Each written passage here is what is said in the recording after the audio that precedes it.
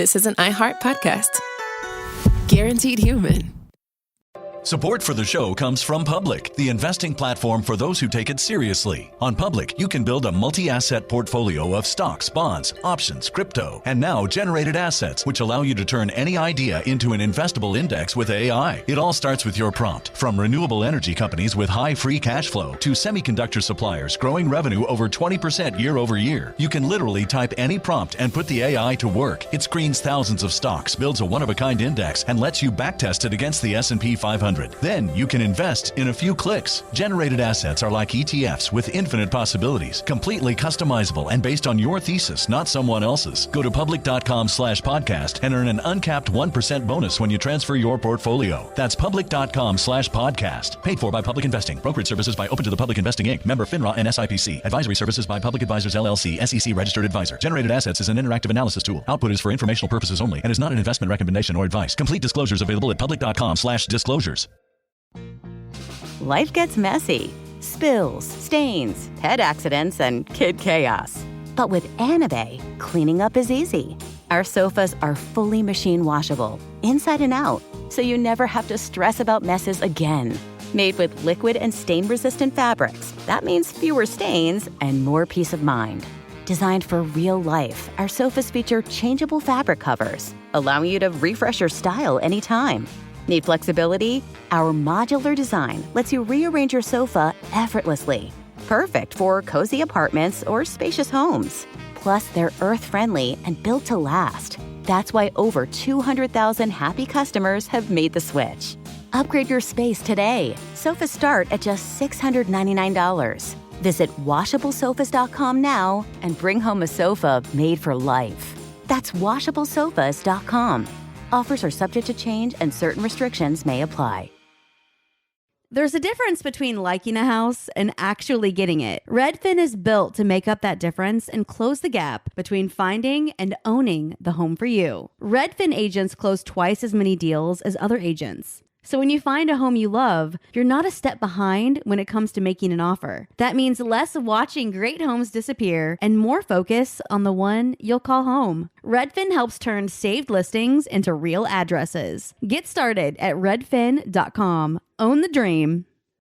Hey, this is U.S. Olympic gold medalist Tara Davis-Woodhull. And I'm U.S. Paralympic gold medalist Hunter Woodhull. As athletes, our lives are about having a clear path. And a team that you can absolutely trust. So when it came to getting the best mortgage, we chose PennyMac. PennyMac is proud to be the official mortgage provider of Team USA and you. Learn more at pennymac.com. PennyMac Loan Services, LLC, Equal Housing Lender, NMLS ID 35953. Licensed by the Department of Financial Protection and Innovation under the California Residential Mortgage Lending Act. Conditions and restrictions may apply.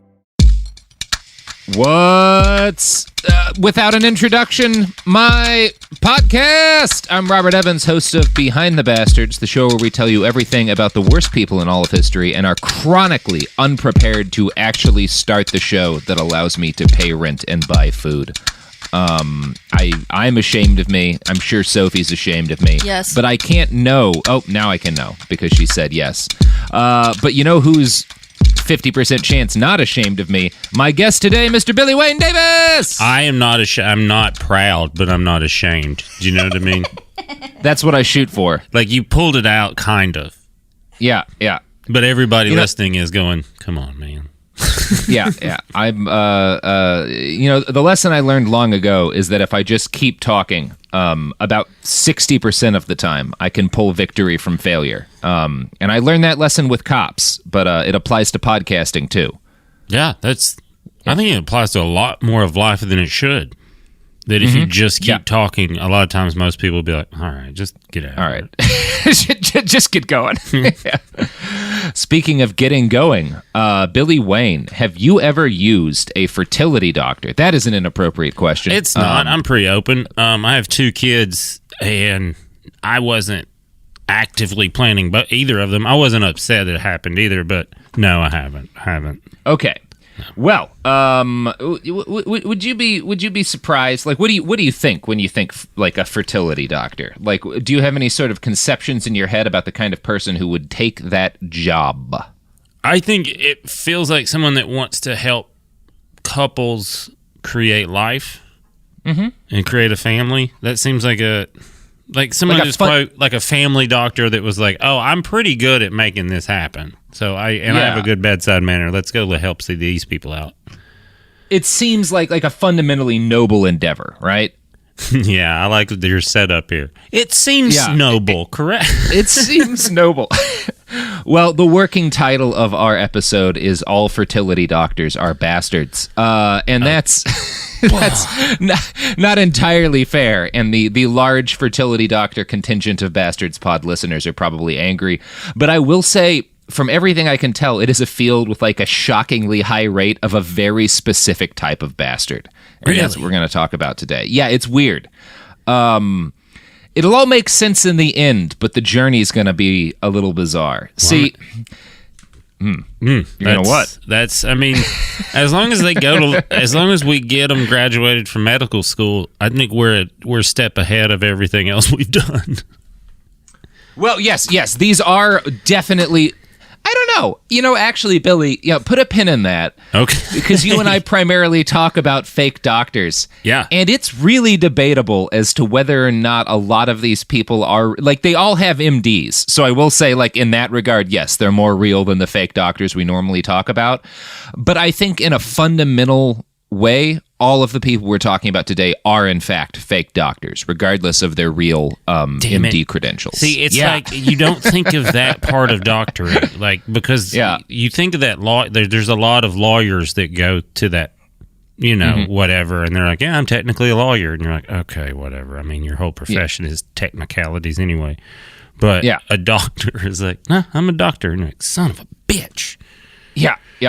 This is an episode about the gray area in the fake doctor designation. So we'll circle back around to discussing that around the end if I remember to. Because about 80% of the time when I say we'll circle back to something, we completely forget and never do.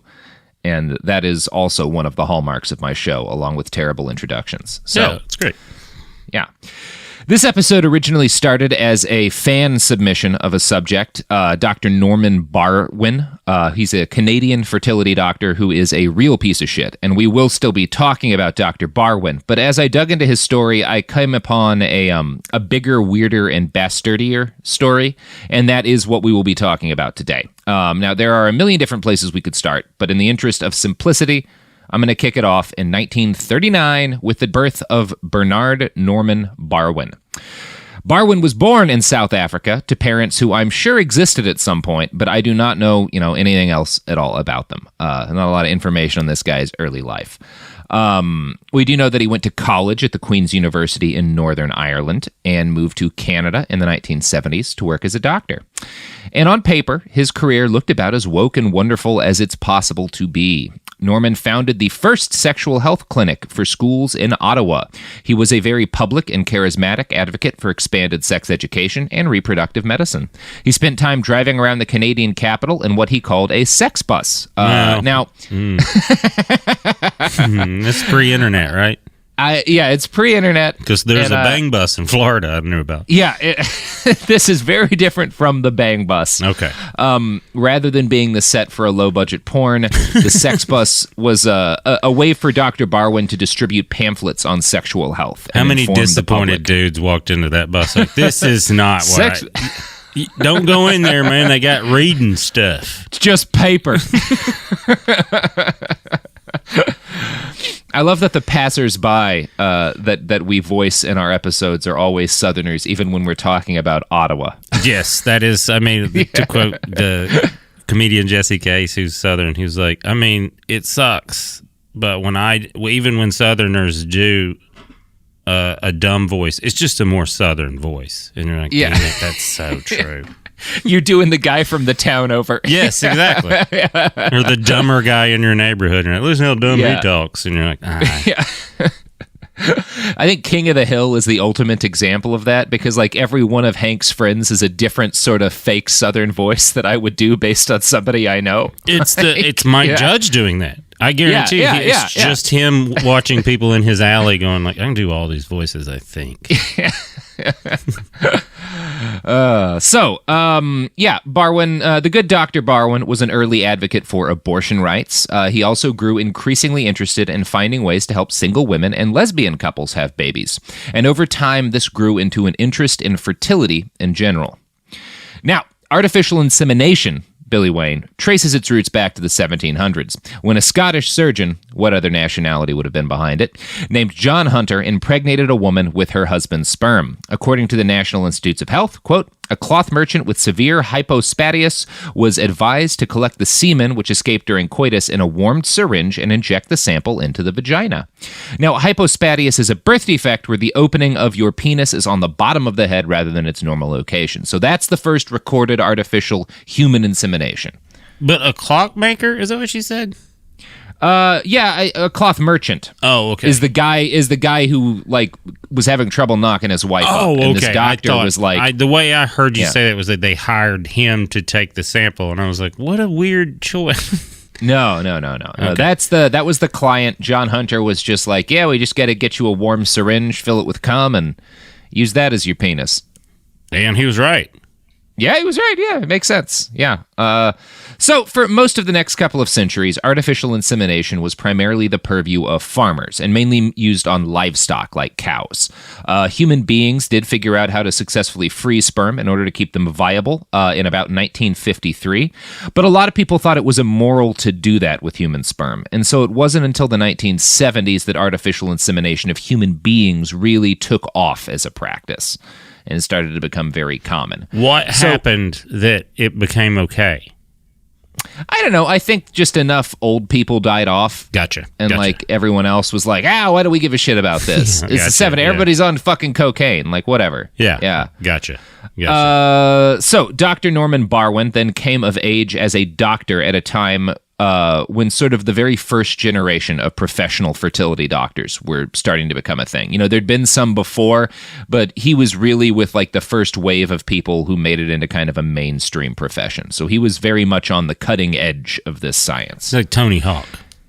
Yeah, like Tony Hawk. He's the Tony Hawk of using cold sperm to impregnate women whose husbands are having difficulties doing that for some reason. That's it. Yeah. You gotta be... Yep. You gotta shoot for something, I guess. Yeah, I mean, Tony Hawk also has a weird cold sperm obsession, but we'll save that for the Tony Hawk episode. And if you're a true Tony Hawk fan, you know what we're talking about. Oh, yeah, very well aware. Now, Barwin quickly rose to become the president of the Canadian Fertility Society and eventually also the president of the Planned Parenthood Federation of Canada. Barwin worked as a professor of obstetrics and gynecology at the University of Ottawa and also had a healthy career as a gynecologist. All this sounds great. Yeah, so far he's the realest doctor we've talked about, right? Yeah, without absolutely. a doubt. Yes, yeah, without a doubt. There's no bleach. There's no he hasn't clear tried example to kill of a head baby injury yet. Yeah, he hasn't drowned a baby he in a keeps hot trying to tub. make them. It's like the opposite of what we've been talking about. So right now I'm like, this guy's great. Yeah, right now this guy does actually seem to be a great doctor. And of course, while he worked, kind of wore a lot of hats as a medical professional, his real passion was increasingly fertility. And once he left the University of Ottawa, he devoted the bulk of his time to helping parents get pregnant. Dr. Barwin was beloved by many of his patients. In 1997, he was invested into the Order of Canada for his, quote, profound impact on both the biological and psychosocial aspects of women's productive health. He won the Barbara Cass Beggs Award for Women's Reproductive Rights and the Queen's Golden Jubilee Medal for his pioneering success in helping women conceive. Yeah. In fact, Dr. Norman Barwin developed such a reputation for his ability to help infertile couples make babies that his patients started giving him a nickname, the Baby God. Oh, wow. I'm sure that ego loved, Ego was like, what, let's just back off that one. Let's just back that. That is a weird thing to call someone. I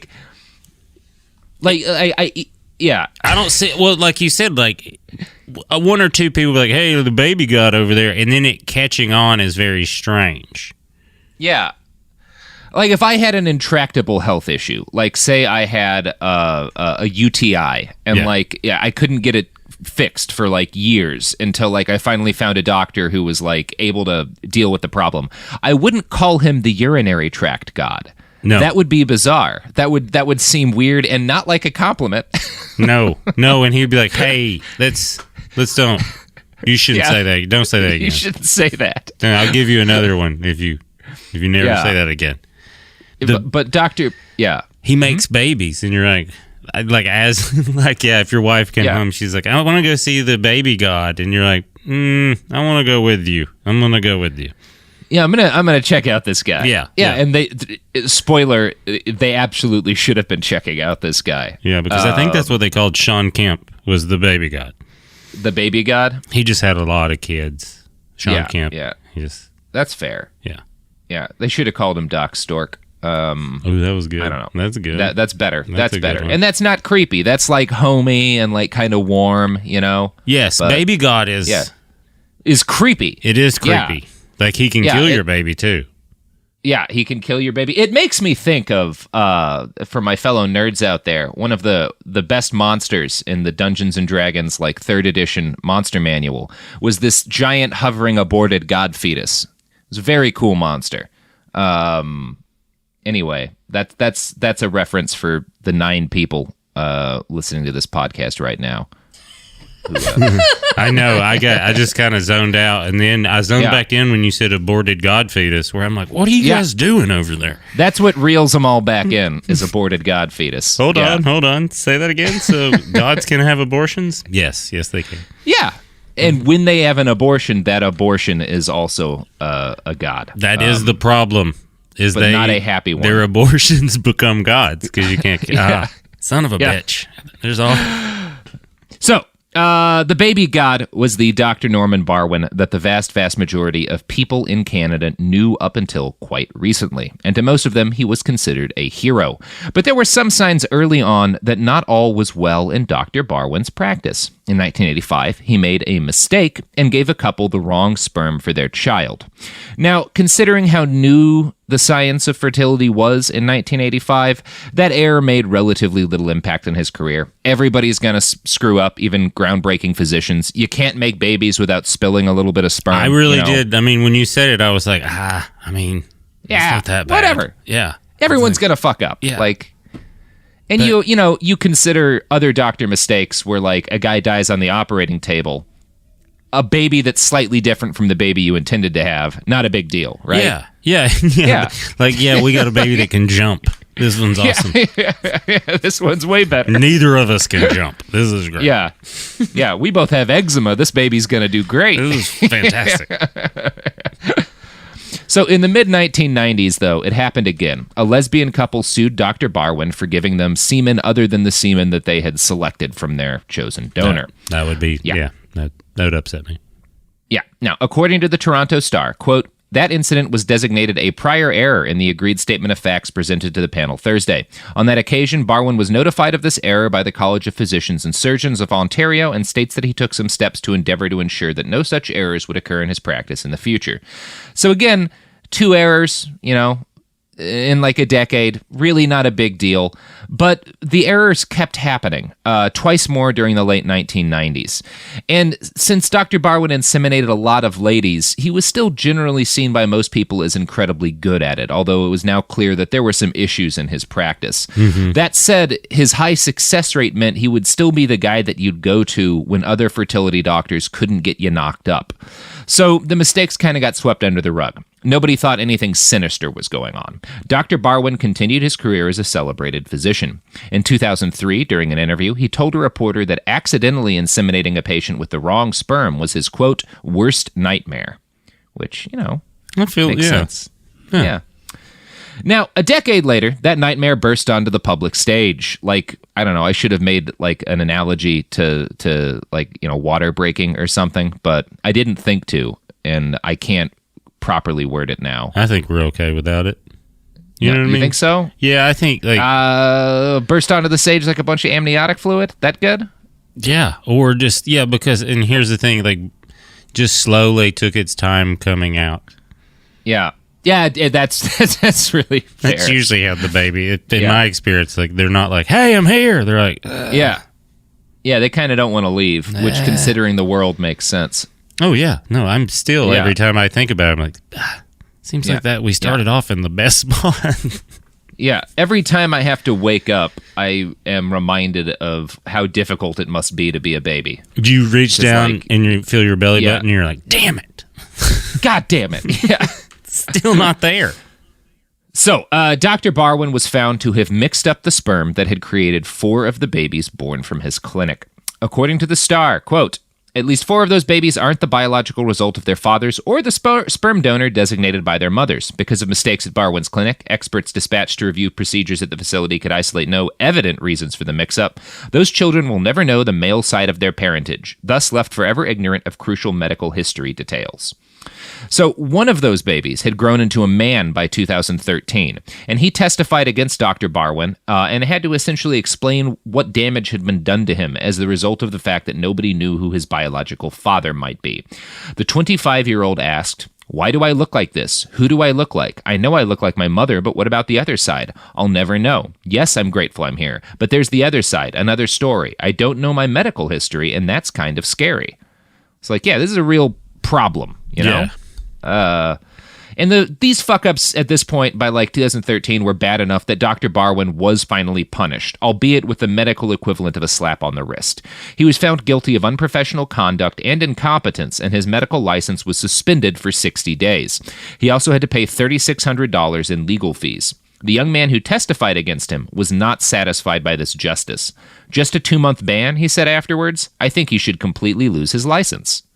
So, I don't know. At that point, I mean, to be honest, if I'm trying to evaluate it fairly and I don't know the rest of the story, 5 or 6 errors in 40 years, it doesn't seem that bad. Really, I don't. That's right? where I'm at right now too. Is I feel like I don't know. Have you played baseball? It's mostly errors. It's hard. Yeah, everybody fucks up more than that. Yeah. And I know, we hold doctors to a higher standard, but still. Well, in theory, we do. In theory, we do. But, I'm completely with you on this, where it's like, I just feel like and when he fucks up, you still get a baby. You still got a baby. Yeah. Which is kind of what you wanted. Right? There's not alligators coming out of women's, wombs here. He's not fucking up that bad. Yeah, he gave you what you wanted, just not exactly what you wanted. Which feels like what God does anyway, in theory. Yeah, that's just having a kid. Oh, yeah, it is. Yeah. Now, most doctors probably would have gotten harsher punishments than a 60-day suspension of their license, but the court took Dr. Barwin's sterling career into account. His pro-choice advocacy, his groundbreaking work in reconstructive surgery for transgender people, and his many awards. All these mitigating factors saved him from losing his medical license. But they did not save him from attracting greater scrutiny from Canadian journalists. In the wake of his sentencing, The Star published a deep dive into the doctor. The title of their article is one of my favorite titles in journalism history. Wrong sperm, Dr. Barwin took shortcuts in career and racist too. Wow. And racist too? Doctor. Races, yeah. Yeah, the reporters at the Star revealed that Dr. Barwin was also an inveterate marathon cheater, which we're going to talk more about in a little while. My jaw dropped because that's just why? I don't know. That's not one to cheat on. You're just anyone can cheat in this. This is not. That's hilarious. I think it'll make sense when we get through the rest of this guy's backstory. Because it all seems actually kind of pretty much in line to me, but yeah, it's it's quite a title. I just love that they call him Wrong Sperm Doctor. That is a good. I mean, if you're gonna go with Baby God for a while, I think Wrong Sperm Doctor is fitting when they figure you out. Yeah.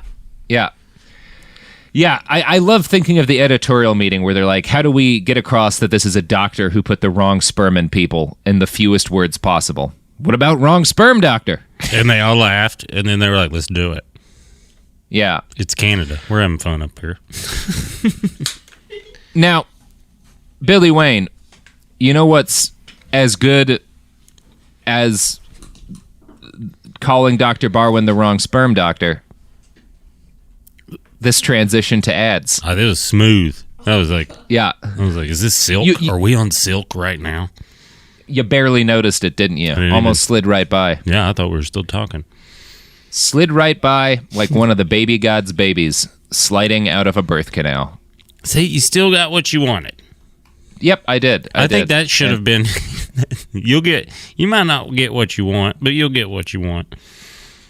And speaking of getting what you want, products.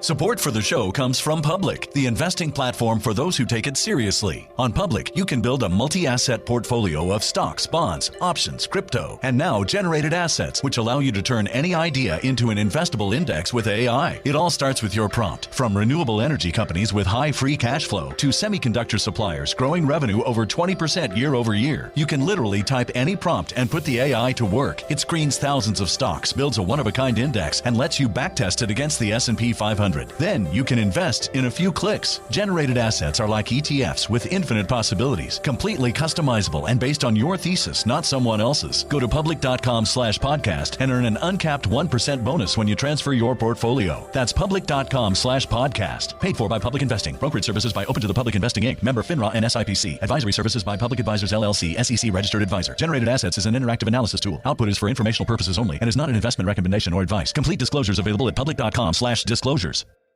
Tired of spills and stains on your sofa? Wash away your worries with Anabay. Anabay is the only machine washable sofa inside and out, where designer quality meets budget-friendly prices. That's right, sofas start at just $699. Enjoy a no-risk experience with pet-friendly, stain-resistant, and changeable slip covers made with performance fabric.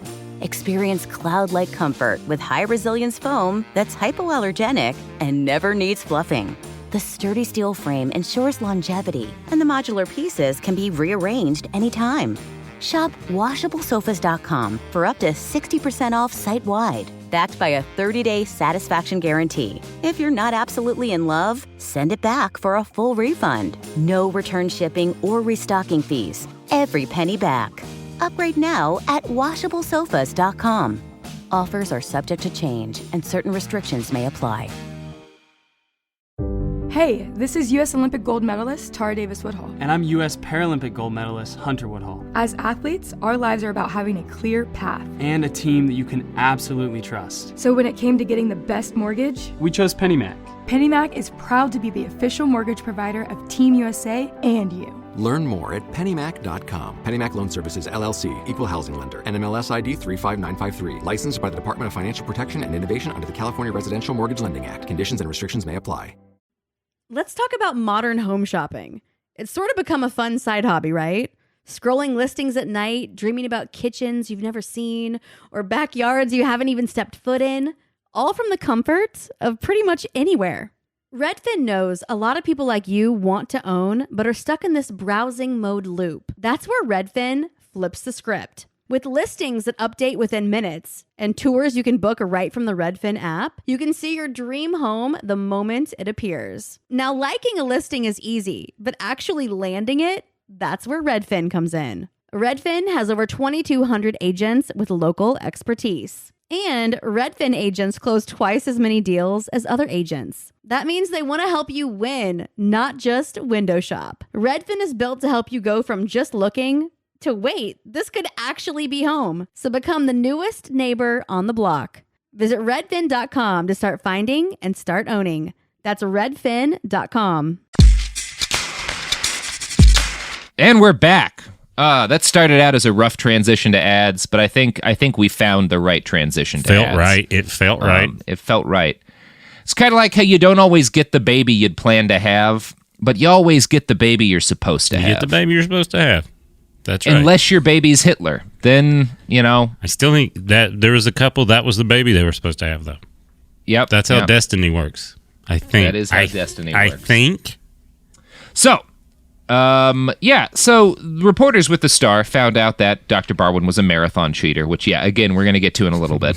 They also found out that despite being a professor of gynecology and a practicing gynecologist, Dr. Barwin was not, in fact, a gynecologist. Oh, shit. Yeah, or at least he was not a Canadian gynecologist. He had been a gynecologist in Northern Ireland, and when he'd moved to Canada, his employer had let him do the job with the understanding that in 3 years he would need to take the gynecology exam for the Royal College of Physicians and Surgeons of Canada. Dr. Barwin did take that test several times, but he repeatedly failed it. He maintained his status as a general physician, but that was it. Now, somehow, in spite of this, he was made the director of the high-risk pregnancy clinic and the co-director of the fertility clinic, and he was allowed to teach other people how to be gynecologists.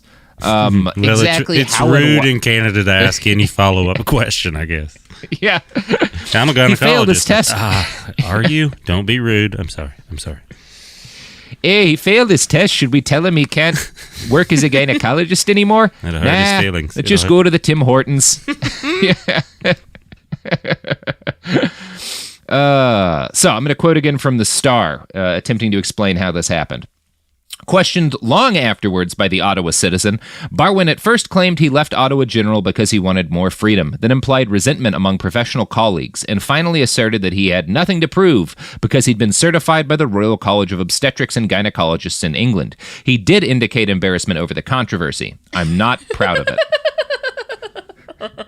I ain't got nothing to prove. I ain't got nothing to prove. I ain't taking your test. I ain't trying to prove I'm a doctor. Yeah. Well, you said you're a doctor and a gynecologist. You did say you could do this job and then failed the tests that we've set to make sure people could do this job. It's not that you have nothing to prove. You can't prove it. I tried using that line the last time I failed a driver's license test, and it did not work. But listen, I ain't trying to prove you people I've never met I can't drive a car or can drive a car. I ain't what I'm trying to do. You ask the homeless man embedded in the grill of my truck if I can drive. He'll tell you I knows how. First of all, I don't think it's any of your business if I'm drunk or not right now. That's not your business. I got nothing to prove. I ain't got anything to prove to you. Now give me my picture card. Oh, all right. Now, Billy, are you ready to talk about Dr. Barwin's marathon cheating?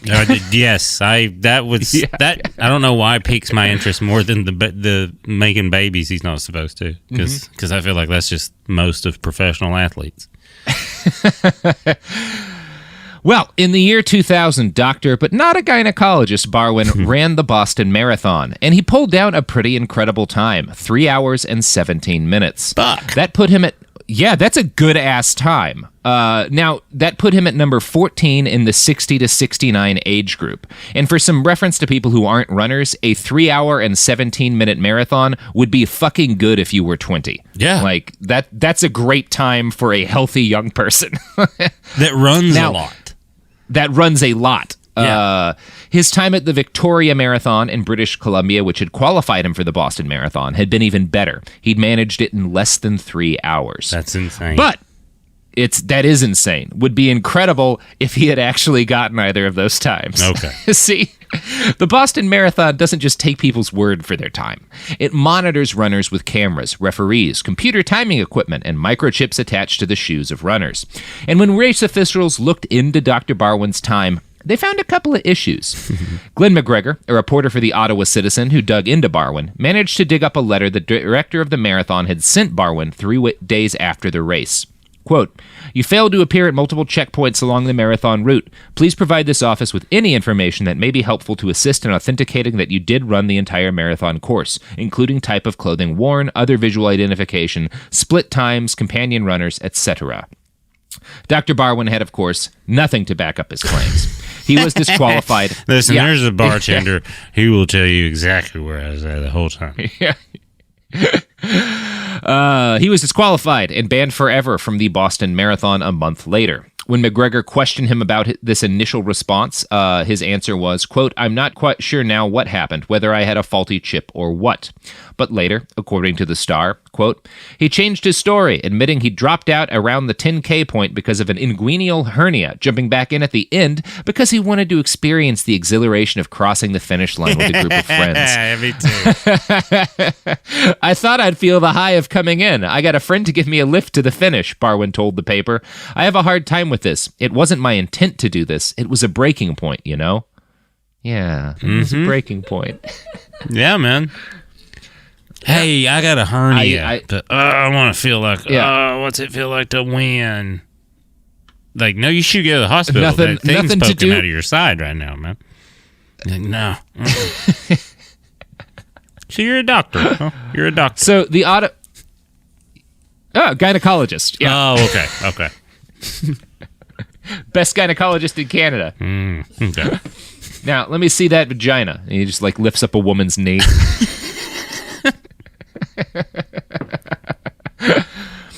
So the Ottawa Citizen dug further and found that Dr. Barwin had also cheated at a local marathon in Ottawa. He'd finished first in his age group at just over 3 hours, but later digging found that he'd never finished the second lap of the race. When pressed on this, Barwin again blamed his hernia, claimed he'd limped out of the race, and assumed they'd have recorded him as quitting, even though he rejoined the race a kilometer away from the finish line.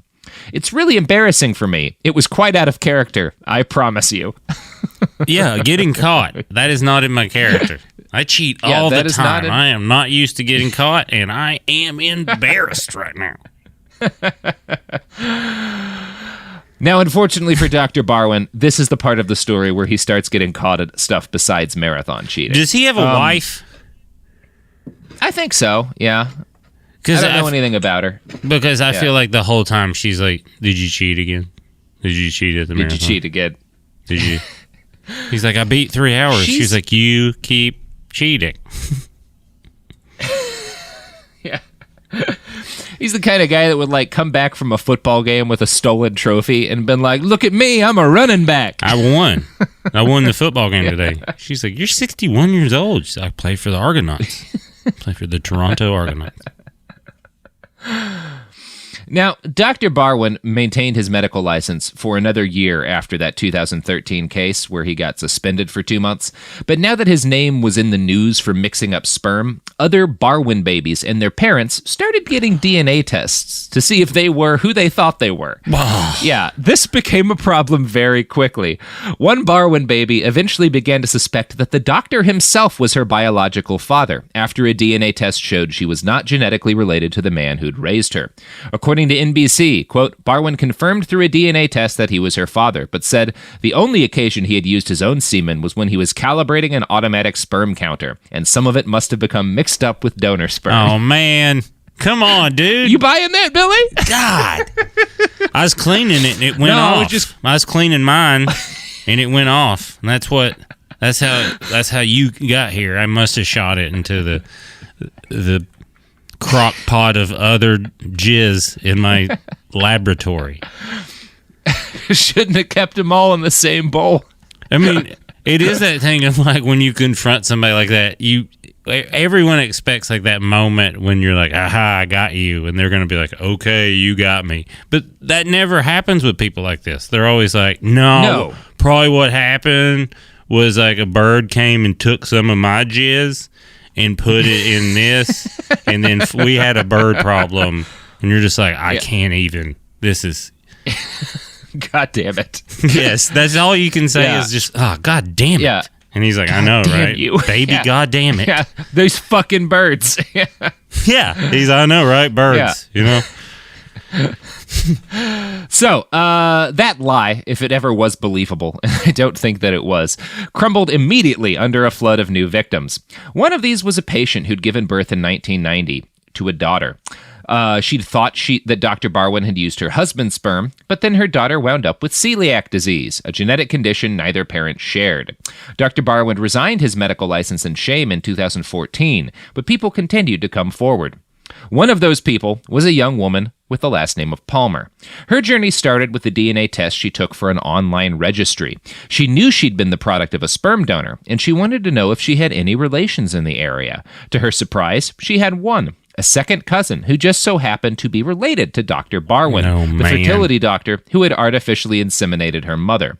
Palmer set to work trying to unravel this mystery. At one point, she confronted Dr. Barwin, who informed her that, alas, he'd lost the donor registry, and there was no way to figure out who her biological father was. Oops. Oops. It was me. It was me. But oops, we don't know. Yeah. We don't know. It was me. We don't have any proof. I lost it to the other jizz. It must have went down the The jizz. That fucking bird dropped it into the jizz bucket. Now all the ink's run off. And so, you're 18 though. No child support. I'm going to quote now from the Ottawa Citizen. I don't know how this happened, she recounts Barwin telling her in what would have become a familiar refrain. The fertility doctor had something else to say to Palmer. He told me I was obsessive for wanting the answer. You are young. You are in a healthy relationship. Isn't that enough for you? He asked. That's such a dick. He is a real dick. He is. Yeah. He's a... Palmer says she tried to... Yeah. What? You're here. What? You're here. You got a boyfriend. Why do you care whose sperm made you? Shut up. Now, Palmer says she tried to be cordial as possible to keep a line of communication open. Inside, she says she was seething with rage at the roadblocks Dr. Barwin's clinic seemed to be putting up to prevent her from getting more information about herself. Yeah. I can't imagine. And you like at one point he's like, "Listen, no daughter of mine's going to talk to me like this," and you're just like, "What? Ah, no, damn it! No." I was trying to get into his head that this isn't a ridiculous question. You are not breeding puppies. You are creating humans. This seems really reasonable. Palmer eventually grew convinced that her sperm donor had either been Dr. Barwin or someone close to him. She did eventually get him to take a DNA test that confirmed he was her father. Dr. Barwin insisted this had all been the result of some tremendous, terrible fuck-up. In a 2015 email, he wrote her this, quote, I cannot understand how this could have happened. This has caused me much stress and remorse. I regret that we both have had to endure this major disruption in our lives. He's special. In a way, me purposefully using my own sperm instead of your the guy who raised you sperm to make you is a problem for both of us. And I would have gotten away with it too if it wasn't for all my meddling kids. That's the attitude he has with all of it. Yeah, like he's mad science exactly is like, what the fuck? No. Yeah. And you guys are mad at me? I don't understand. You exist. Welcome. Some of you are dating people. Come on. Yeah. Sounds like some of y'all are coming too. What's the problem? Yeah. God. Now, he begged Palmer not to tell anybody, and for a while she did keep this a secret, but doing so aided her. And in 2016, she sent Dr. Barwin this email. Quote, First, let me make clear what I don't expect. I don't expect to suddenly be part of the Barwin family, nor do I want to be. I certainly don't expect any money or other forms of inheritance. What I want is much simpler than that. I don't want to feel the burden of hiding who I am, the fullness of who I am. I expect his children and grandchildren to know I exist, that I am connected to them in this slightly confusing way, and that the relationship is not my fault. It's not some threat from an outsider. I was just born, and the nature of my birth and my genetic relationship to them is entirely from choices or mistakes that others made. Totally reasonable. All of that is insanely reasonable considering the circumstances and what has happened to that person. That might be the most reasonable paragraph that's ever been read on this show. That I've heard, without a doubt. Yeah, without a doubt. Without a doubt, that's the most reasonable human thing we've heard. And it was just like, listen, what you did, I don't want anything from you. I just need to be able to acknowledge who I am as a human person. Yeah. And he's like, hey, easy. Well, think about me. Here's his response. Oh, no. Now, it makes me want to jump out the window already. Like, when you said, here's his response, I'm already like, I don't want to. Well, and the window next to you is the poison room, so that would be doubly dangerous. Perfect. I'll just be dead, and then I'll hit, and then we'll make sure I'm dead. Yeah. Barwin's response is what I'm going to read now. Sophie, make sure the poison room door is locked. Okay. Quote, copy. I am concerned that if this becomes public, my professional credibility will be damaged. Yeah, I am so sorry that my issue... Yes. I am so sorry that my issues are causing such an impact on you. It's not that I don't want to let my children know about you. It's just that I am worried about how they will feel about me. If you plan to inform others, my concern is... fucking piece of work. He's such a piece of shit. God, I mean, any clinical psychologist is like, tell him to come see me. Holy shit. Yeah. I feel like I'm not a psychologist, but I feel like the ethical response if he went to a clinical psychologist would be for that psychologist to hit him in the face. Yeah. Oh, you're the case. Yeah. Come here. That's the one case in the DSM. Like, they lined this out years ago. Nobody's ever done it. No, it says here, you're the only type of person I can punch. I have to counsel serial killers, but you I can hit. I get to punch you. This is exciting. Yeah. I'm not done reading his response.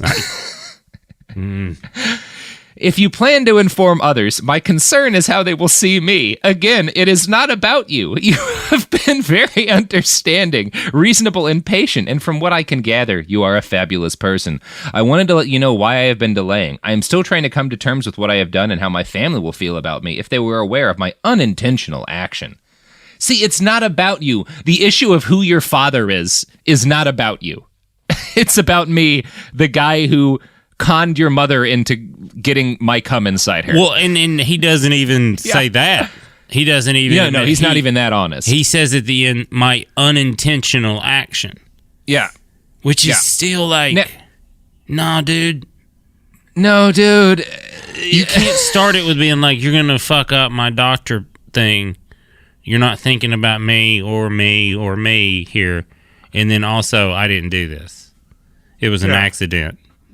Where you're like, well, none of what you said, none of it. It's like, even if you're worried about your doctor thing, then you admit that you're not a good doctor. And the same thing. Yeah, it's very frustrating. Whew. Now, I mean, it is for sure. I mean, before we read that, I was like, well, this guy's obvious a narcissist where he's just like, everyone's going to take my seat. And then he can't even respond without being like, you're not even thinking about me. You're like, oh, he's... Yeah. Wow. Yeah, this guy is a hardcore narcissist.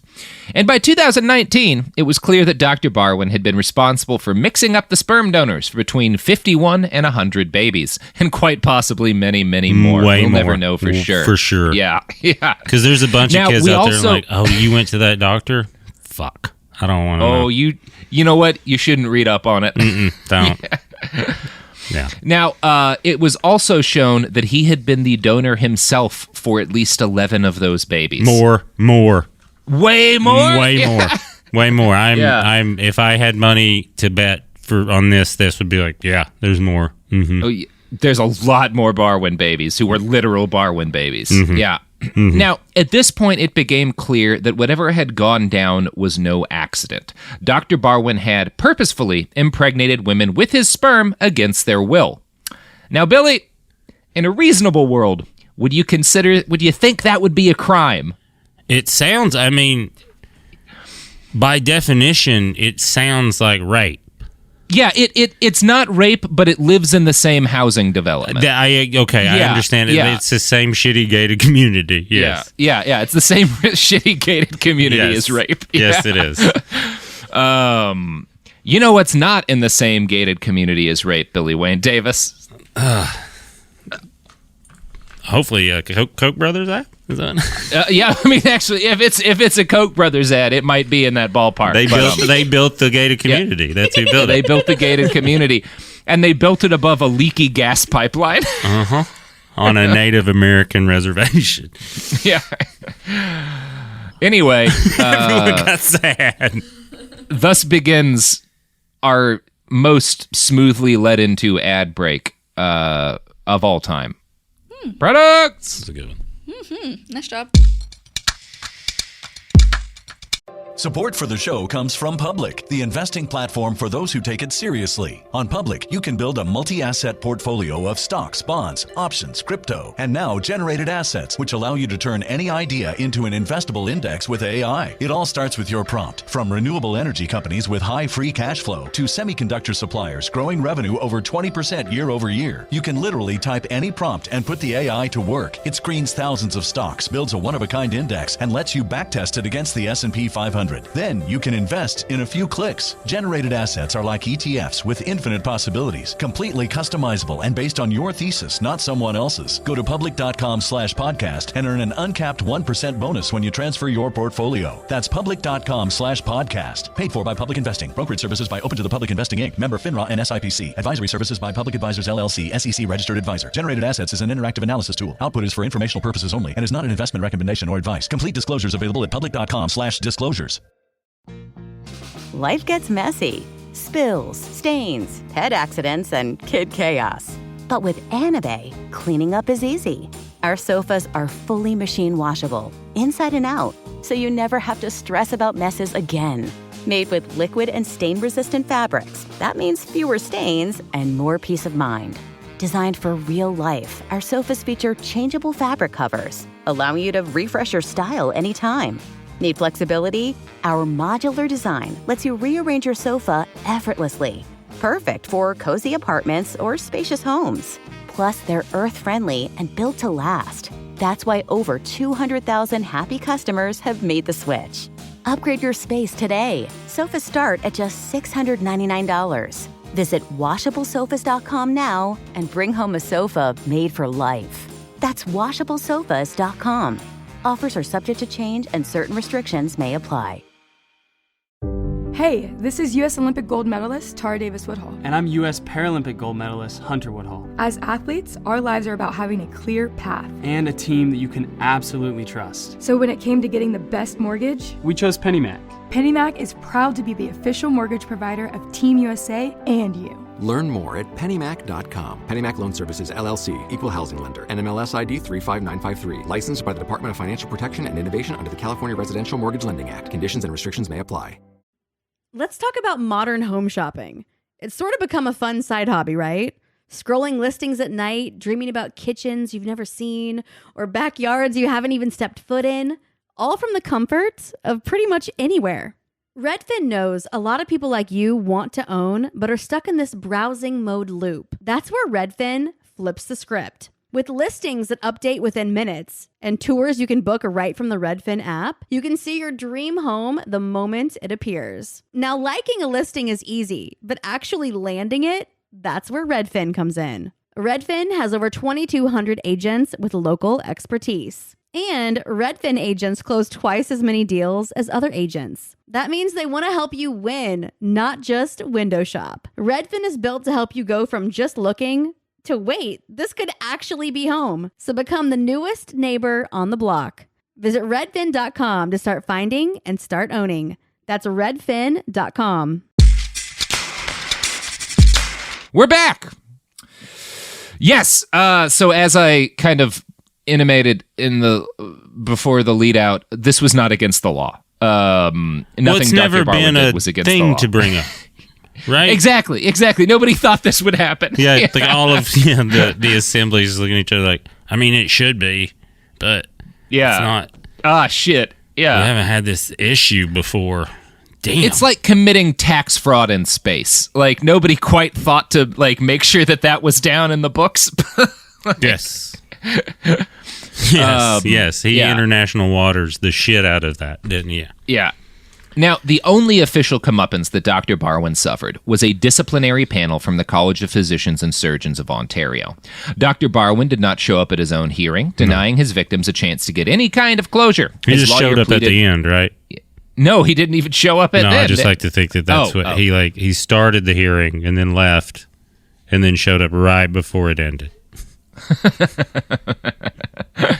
That would be true to form. I just wanted to feel like what the sentencing was. That's all. I just wanted to feel it. I wanted to feel the feeling of being sentenced. I just wanted to feel it. Yeah, I had a hernia.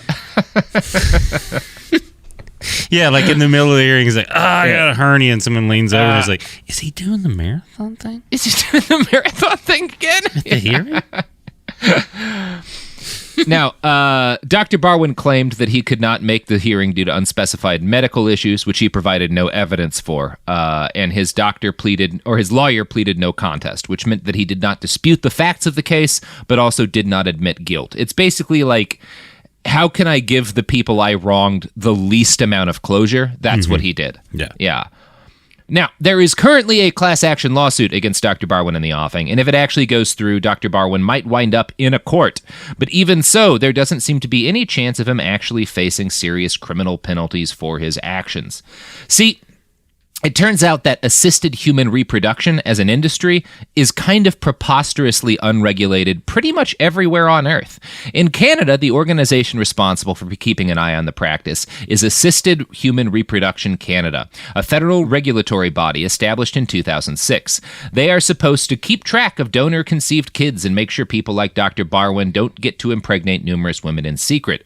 But in 2008, 2 years after the organization's founding, the province of Quebec challenged the federal government's jurisdiction. The case spent years mired in the Canadian Supreme Court, and during that time, Health Canada was unable to actually develop any regulations. In 2012, the agency was defunded, and responsibility for regulating fertility clinics was returned to the states. So there's barely anyone keeping watch, and up until recently, there were barely any laws in Canada, certainly none aimed at stopping someone like Norman Barwin from using his own sperm on donors. And this is not just a Canadian problem. Basically everywhere the fertility industry exists, it does so with almost no regulation or oversight. The executive director for the Center for Genetics and Society called the United States the Wild West of the fertility industry. It was huge news in 2015 when Utah, of all places, passed a law giving donor-conceived children the right to know their genetic parents' medical history. Like, crazy that Utah would actually be the first to, like, the state that's like, yeah, you can sell people lead and call it a vitamin. Yeah. Like, how many wives you got? This. How many wives do you have? Then yeah, you can do that. If you have 4, you can do that. If you got 4. Now, Utah is kind of unique in passing this law because most states don't even regulate how many children can be conceived by a single donor. Do you think, though, that Utah did it for some back channel Mormon genetic thing where they're making sure everyone's a Mormon? If I was a better researcher, I would have checked in on that. I was just happy to see that somebody had instituted that law in the United States and shocked that it was Utah. I'm not sure why it was Utah. And I don't want to throw out Mormons, but it's just the way they do government there is very interesting. So I mean, it might just be that because there's so many large families in Utah, the fertility industry is bigger there, and so they needed to start regulating it earlier than other places. I really don't know. I think you said it more articulately than I did, where it was just like, you think it's weird Mormon shit? You know, it's got to be weird Mormon shit. It's Utah, right? Like everything traces back to weird Mormon. You can't get. It is. You got to mix your liquor behind a curtain, but you can know who your biological father was. It is confusing. Now, this is where we leave Dr. Barwin. What I found in my research is that he isn't so much a bastard as one member of a species of bastards. And this brings me to the story of Dr. Donald Klein. He was an Indianapolis-era fertility doctor in the 1970s and 1980s, the same wild and woolly days that Dr. Barwin started practicing. You want to guess where this story goes, Billy Wayne? Yes, I do. No, I don't. No, you know what? I don't.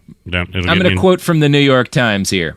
Quote, many couples sought Dr. Klein out at his Indianapolis-era fertility clinic during the 70s and 80s. They had children who grew up and had children of their own. What the couples did not know was that on an untold number of occasions, Dr. Klein was not using the sperm of anonymous donors. He was using his own. Mm-hmm. Through 23andMe and other similar genetic testing websites, 36 half-siblings of those women have been found. 36? 36, said Jacoba Ballard, 38, one of the biological daughters. She expects the number to grow. In some instances, state prosecutors said, Dr. Klein even told women that he was using their husband's sperm, but provided his own.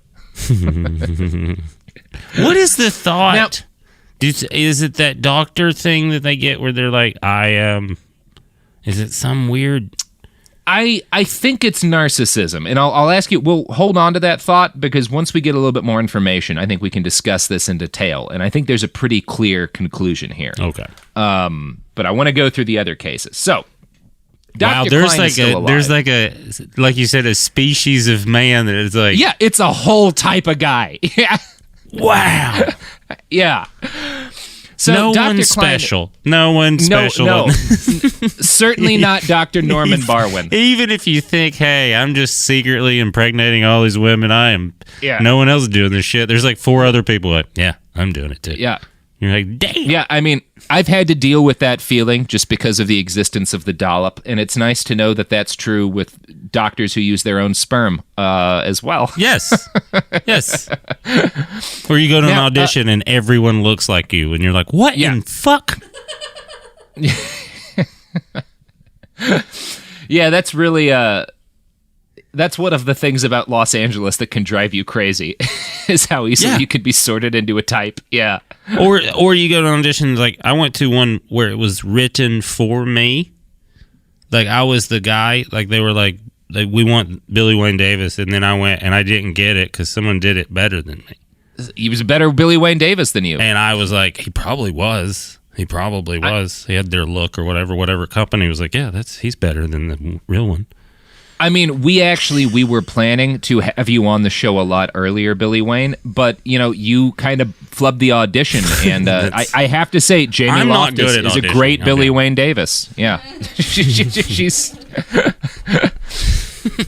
So, Dr. Klein is still alive, but has refused doggedly to address any of this or to explain himself to his victims. In December of 2018, he pled guilty to 2 felony counts of obstruction of justice and was given a suspended 365-day sentence. Now, the only reason he received that much of a punishment, and any kind of criminal punishment at all, was because he lied to state investigators when he initially claimed he hadn't used his own sperm to impregnate anyone.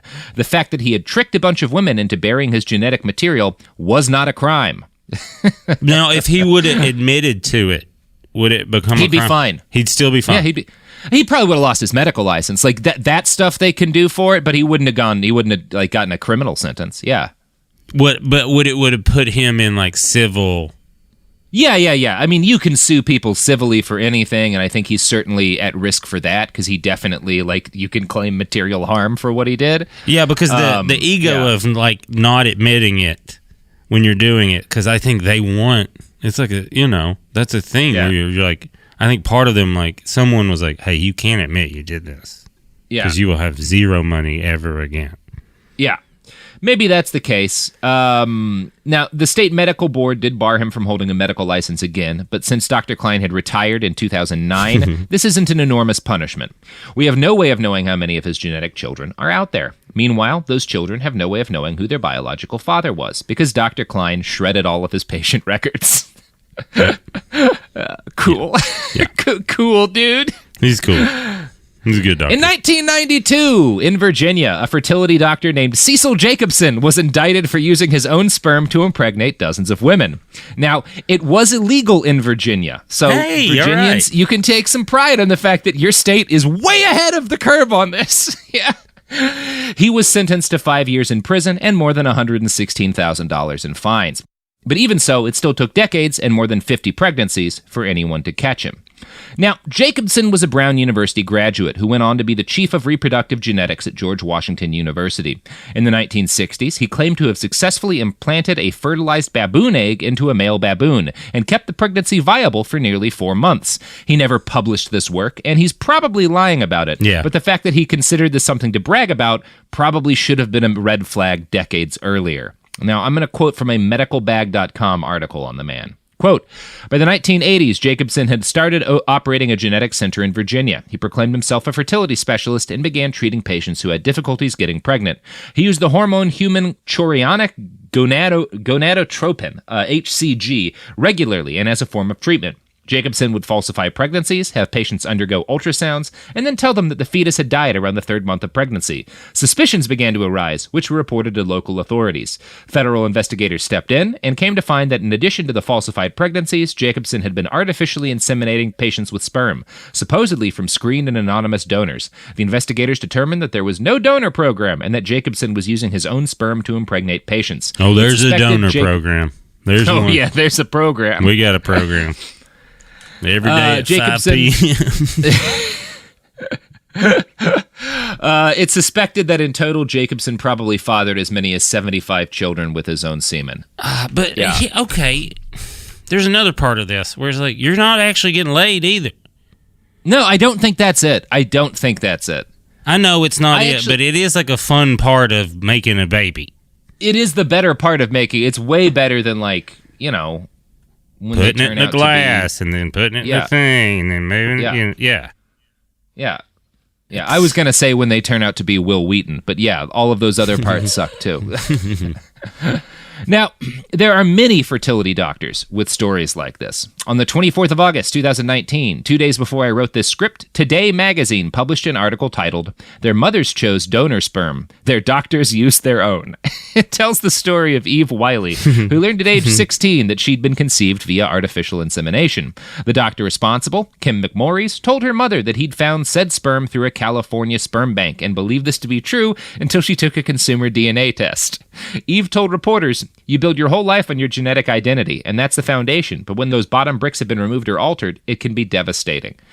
I will say in the future, I'm going to use California Sperm Bank as a pseudonym from my testicles, but I think only when I'm in California. I like that, though. The California. Yeah, I got it from a California Sperm Bank. You can be sure of that. And I like that a lot of this was discovered with the commercialization of DNA testing. Like, do you think these doctors are like walking through a CVS the first time they saw like a DNA test thing and they're like, this is not good. This is not good for me. This ain't going to work well for me. I don't like that. I do not like this. Now, doctor, what do you think of this 23andMe stuff? It's a scam. It's a scam. It's bad. And the best part is, it is kind of a scam. This is basically the only thing it was really good for. Yeah, and in helping catch murderers, I think. Yeah, I think it did some of that too. Is using it for stuff they're not supposed to. It had a lot of problematic aspects, but in this case, it did a good thing. Yeah, what do you think of 23andMe? Well, I discovered that my dad is a doctor that is also the dad of 75 other people that we know about. Yeah, you don't hear that commercial on the podcast. Cool. I found out my family comes from Norway. Yeah. Yes. Now, partly as a result of Eve's case, Texas has passed a law making this sort of thing a crime. It is now defined as sexual assault there. So in this one case, Texas is actually an example of like a reasonable and timely response to a clear problem. So it happened once in Texas state history. Good for them. Good for them. We should get Texas. You get a lot of shit. And deservedly so. And deservedly so. You really do. You deserve it. But hey, good job on this one. On this one, nailed it. Don't get cocky. You nailed it. Yeah. Don't get cocky. You nailed it like the biological parent, or like the people who raised all these kids did not nail their... You know, you could see where the joke I was trying to go for there was. Mm-hmm. Yeah, it just didn't work out. I see why you chose journalism, but I... Yep. But I do think... and even with the Canada thing or the Mormon thing, it's like, I do feel like there's probably there's a livestock reason somewhere involved in why they're ahead of this. It's like artificial Somebody reads this story about people and is like, my God, this is going to infect the steers. Yes. Yeah.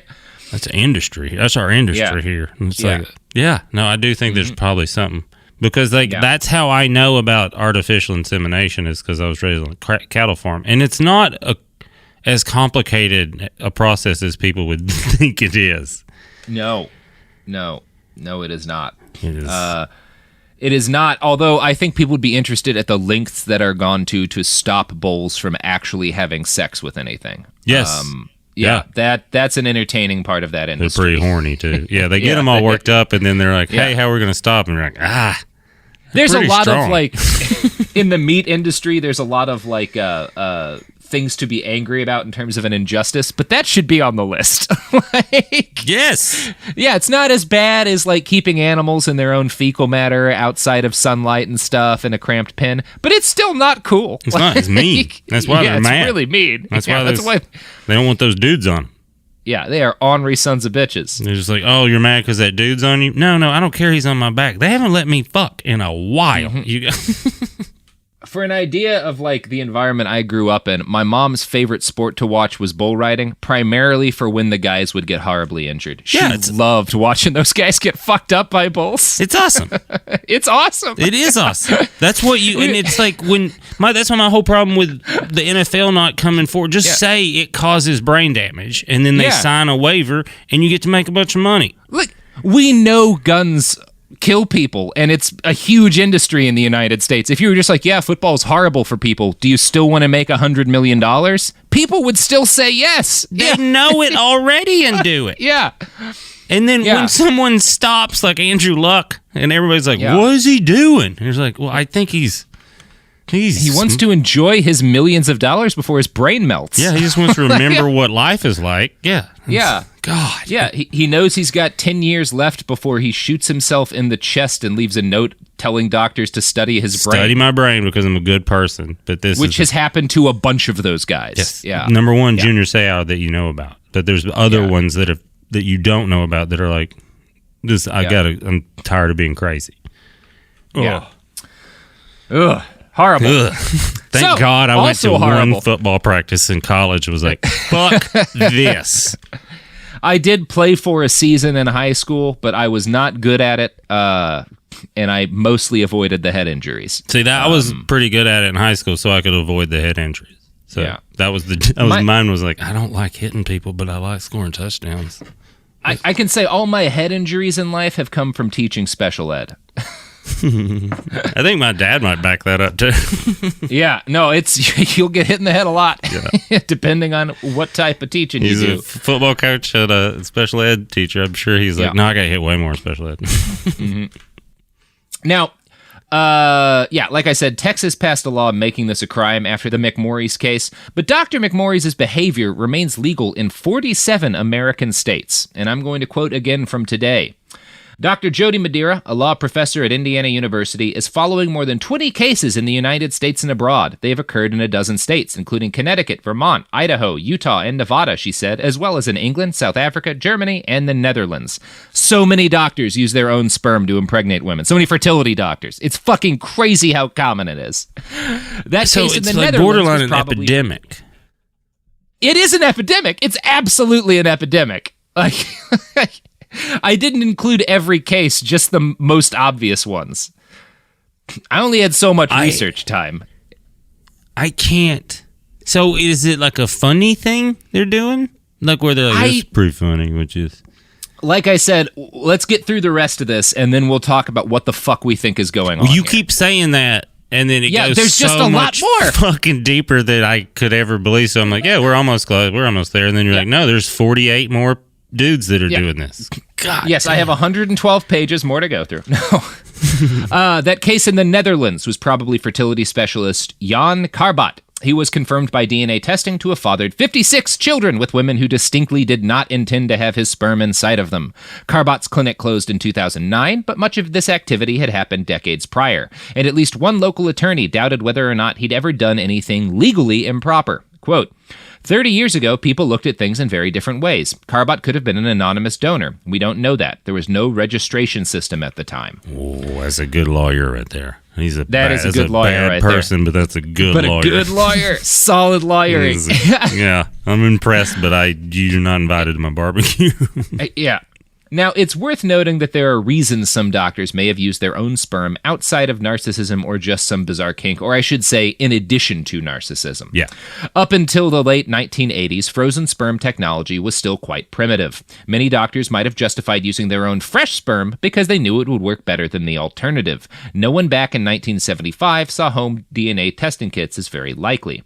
And I think this might explain Dr. Barwin's reputation as the baby god. Other fertility doctors in Ottawa probably didn't use their own semen in patients, so they relied on the frozen stuff and had lower success rates. Dr. Barwin's marked success was a direct consequence of the fact that he was fine lying to people about whose semen they were getting. And this, Billy Wayne Davis, brings me to the story of Bertold Wisner and his wife, Mary Barton. Now, they were some of like the very first. This is you saved this for the end, and I don't like it. It's some of the this is the part of the horror pioneers. movie. If I was in a horror movie, I'm not going in there. I'm just gonna. This is definitely part of a horror movie.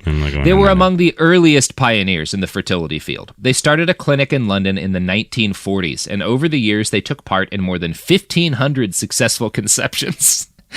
Now, at the time, they told clients that all of their sperm donors came from a small collection of their friends who were all geniuses and accomplished academics. Yeah, me too, man. Come in this house, we'll fuck you. They're all geniuses. Yeah. Now, you want to guess how many of these babies were his? Every one of them?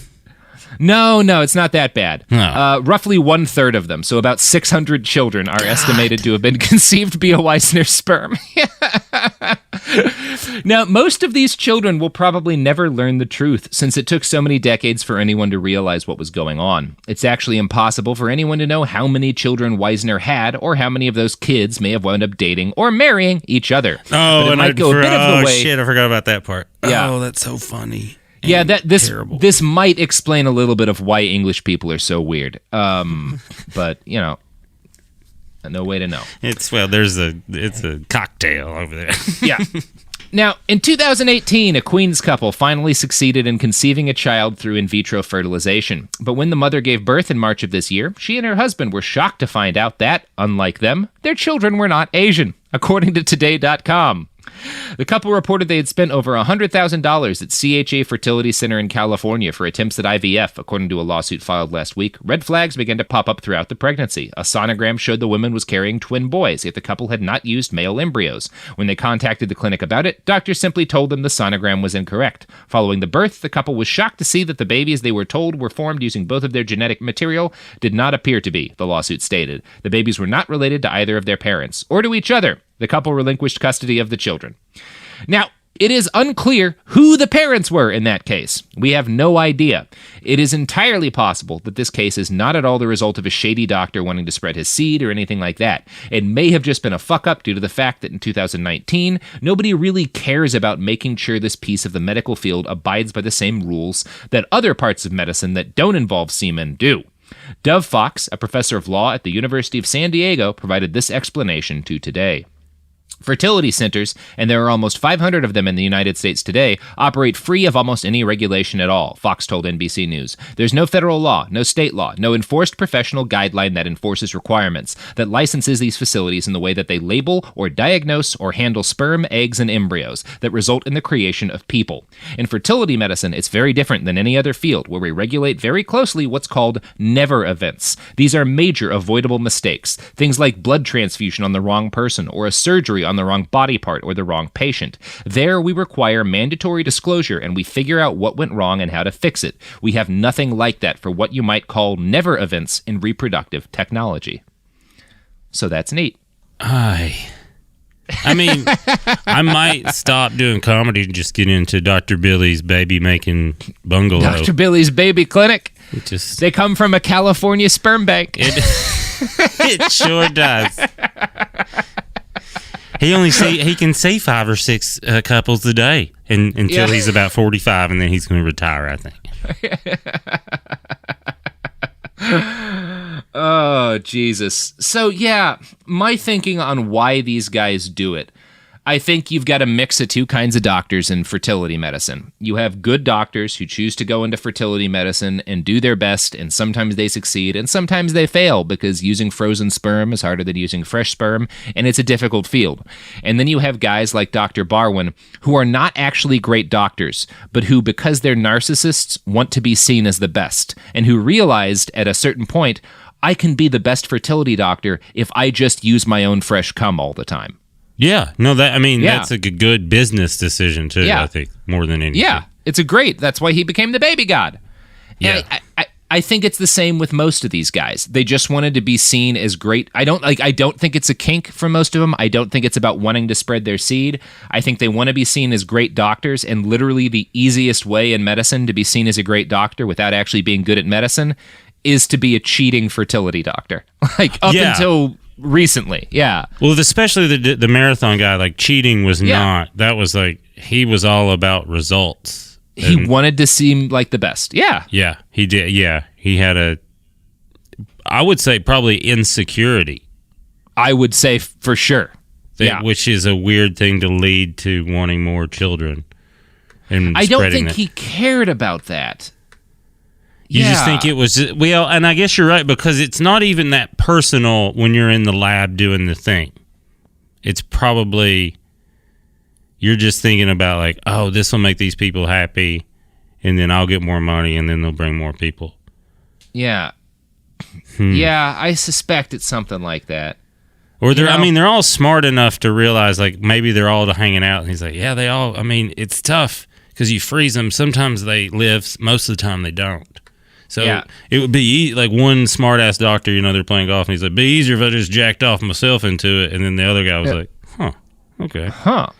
Easier, huh? It would be easier, wouldn't it?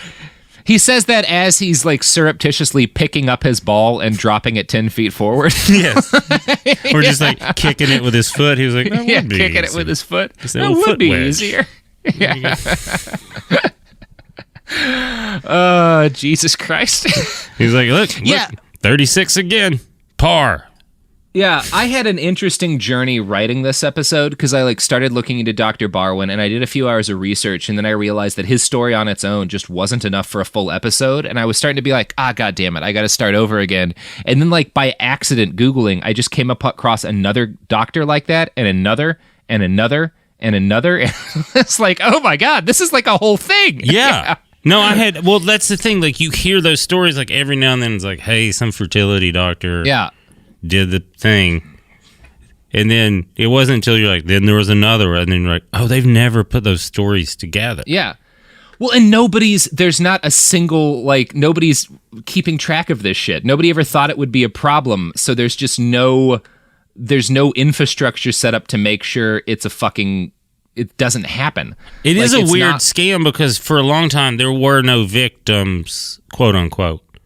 Yeah. Because everyone got what they wanted, seemingly, until the baby grew up and was like, hey, how come I'm hairy and you guys aren't? Yeah. And then they walk down to the CVS and they're like, hey, $20 DNA. Oh, and then it all fell apart. That's fascinating because I don't think they thought, I think some of them knew, but I think some of them thought it was like, this is one of those things where it's like, everyone kind of gets what they want. Yeah. But they didn't. They did not. And Buddha's over there like, Billy, I told you, motherfuckers. Karma. Yeah. So, Billy, how you feel today? You know, we asked a question at the beginning of this as to whether or not these were fake doctors. And they definitely had MDs, but I do still feel the same thing is going on in their heads as is going on with the other fake doctors we talked about, where it's an ego thing. They want to be seen as great doctors. Yes. And in these guys' case, they did get MDs, so they went further, but they were still fundamentally the same kind of grifter. Yes. I believe. Yeah. If not more dangerous. Yeah. Because they're more willing to put on the airs in a way that the other ones weren't. Yeah, and I think like the untold story with like Dr. Barwin, like it might be that all of the baby mishaps in his fertility clinic are the least evil he resulted in his career, because he was working as a gynecologist for years while clearly unqualified to do it. Like, who knows how much cervical cancer he missed, or like whatever like other fuck ups you can fuck up as a gynecologist who can't pass the test to be a gynecologist. Yeah. Like, I'm sure there's more darkness to Barwin's story in particular. I think there's probably more darkness to every one of them because, like you said, like if they're willing to do this shortcut for this, they're not looking at everything they should like a real doctor. Yeah. It's like those dermatologists in LA that are just, you go and you're like, you're not a real dermatologist. You're just injecting shit into rich ladies' faces. Oh, yeah. You're just shooting stuff into people's lips. Yeah. And then they're like, yeah. Mm-hmm. Do you want your weed card too? And you're like, I got to get out of here. I get it. But yes, I do want my weed card. How much is it? Is it cheaper? Is it less than $50? Because the other fake doctor I go to charges $50. Yeah, Miss Dr. Wrinkled Lab Coat says it's $45. See, I'm so torn because I love the whimsy of the I wish the fake medical marijuana industry had never changed. Well, it's a real industry. Yeah. That started for like really helping people, and then Southern California really took it and we're like, okay, it's a medicine, and then that's what happened. Because it started in San Francisco where they really gave a shit about gay people that were dying. Oh, yes. And there's one of my very favorite marijuana clinics in San Francisco is like named after this guy who was like the partner of the guy who opened it. And the dude, like that the shop is... I don't remember the name of the shop. I don't think it's that, but like the dude who opened the shop, his partner died of AIDS, and like he opened the shop because he had these dark memories of having to like go buy weed from shady drug dealers to like try and like help his lover's like appetite and like fight his pain and stuff. And he was like, it was just so demeaning to have to do that for a sick person you love that I don't want anyone to go through that. So yes, I don't mean to say that like medical marijuana isn't a thing.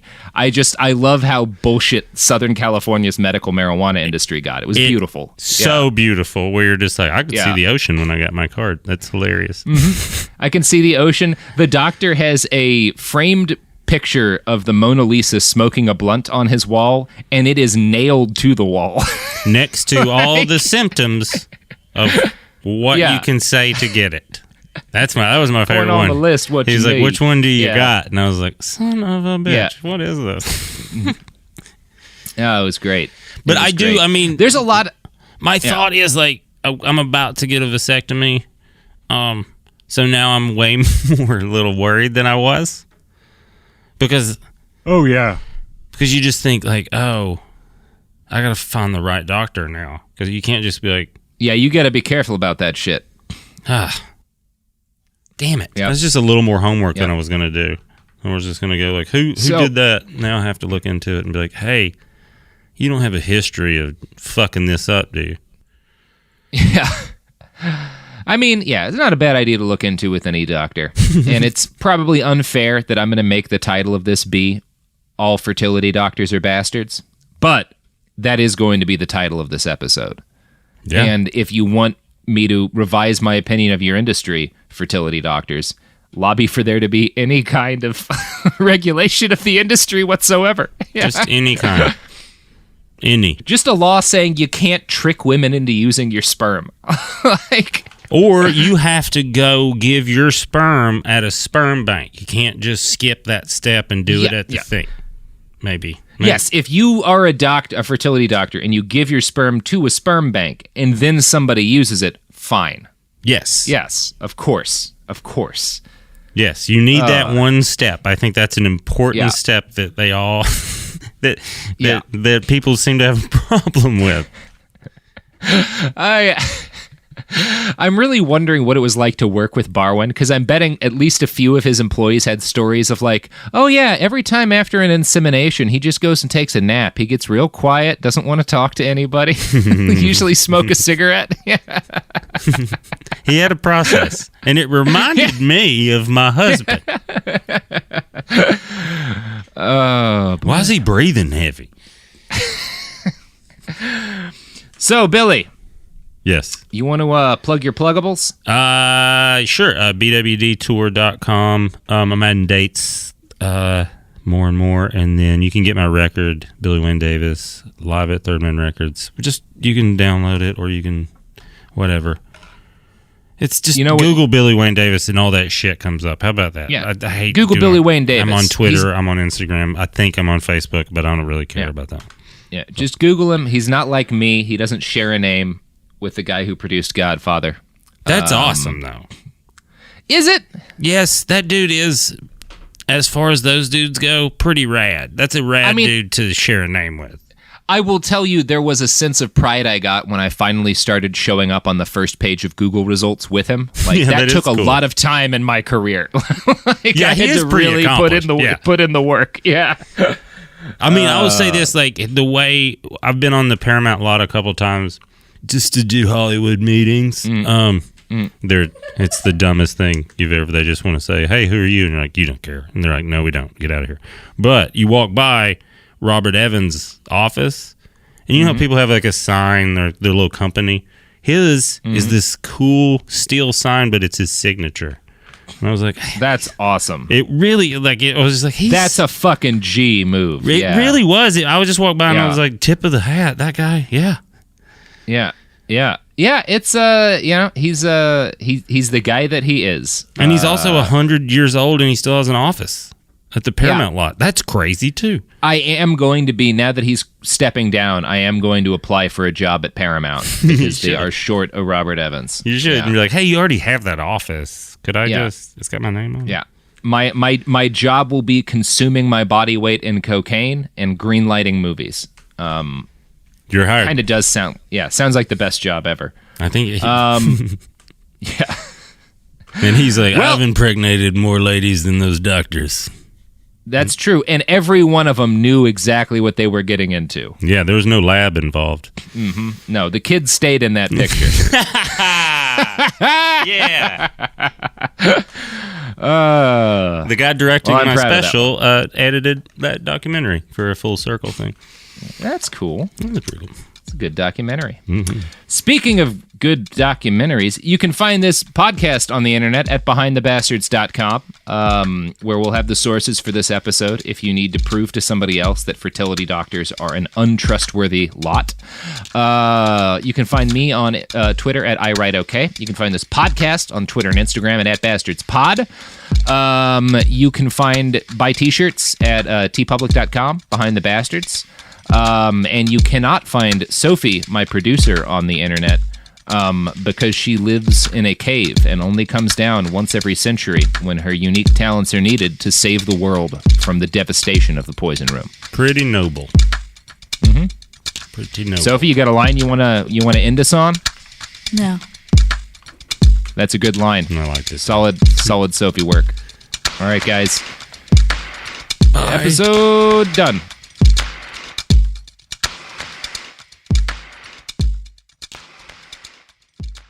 Kids, pets, life, your sofa sees it all. But with a washable sofa, stains don't stand a chance. All of our sofa collections come with fully machine washable covers and cushions, making cleanup effortless. Liquid and stain-resistant fabrics provide extra protection against everyday messes. Plus, with modular designs, you can rearrange your sofa however you like. Perfect for growing families and changing spaces. Starting at just $699, it's time to upgrade to a stress-free, mess-proof sofa. Visit washablesofas.com today and save. Offers are subject to change and certain restrictions may apply. There's a difference between liking a house and actually getting it. Redfin is built to make up that difference and close the gap between finding and owning the home for you. Redfin agents close twice as many deals as other agents. So when you find a home you love, you're not a step behind when it comes to making an offer. That means less watching great homes disappear and more focus on the one you'll call home. Redfin helps turn saved listings into real addresses. Get started at redfin.com. Own the dream. This is Radhi Devlukia from A Really Good Cry. I absolutely love getting outside, whether it's a quick walk or a mindful few steps between meetings, or even a longer run to just clear my head. But the one thing that can really ruin that for me is shoes that just don't feel right. That's why I started wearing Ultra Running. With the Ultra Fit, every step feels comfortable, balanced, and strong. Like my feet can finally move freely. What really stood out to me was the roomy toe box. My toes actually now have room to spread out, which makes movement feel more natural and comfortable. And when your feet aren't cramped, you feel more balanced, like every step has a strong, stable foundation. I've noticed that with extra space, my foot muscles get to work building strength, so I can actually move with more confidence. Ultra fits and moves with you no matter your pace or your goals. Beginner or marathon runner, they've really become my go-to for any kind of running or training, and I always feel like my feet can do exactly what they're meant to do. Feel the difference by visiting ultrarunning.com and use my code CRY10 for 10% off. That's ultra, ALTRA, running.com. Experience Ultra and stay out there. This is Angela Yee from Way Up with Angela Yee. Y'all, Black Girl Vitamins is completely changing the wellness game for us. You know our bodies don't move the same as we get older, and health becomes even more important. BGV, Black Girl Vitamins, is giving us all the supplements we need to stay healthy. I've seen hundreds of ladies online raving about their tasteless collagen powder that made their joint pain practically disappear. I had to try it myself, and y'all, it is the truth. If your body needs help bouncing back, go ahead and check their products out on blackgirlvitamins.co and get 20% off using code Angela Yee. This is an iHeart podcast. Guaranteed human.